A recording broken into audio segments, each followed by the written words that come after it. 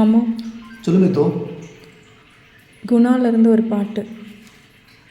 கையும் காலும் மூக்கும் கொண்டு ஆட வந்த காரணம், ஆடித்தானே சேர்த்து வச்ச பாவம் யாவும் தீரனும்.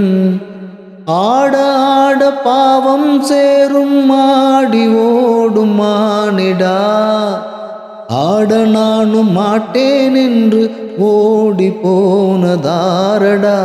தட்டு கெட்டு ஓடும் கல்லாடும் என்னாலும் உன் உள்ள குரங்கு, கட்டுப்படக்கூடும் எப்போதும் நீ போடு மெய்ஞான விலங்கு.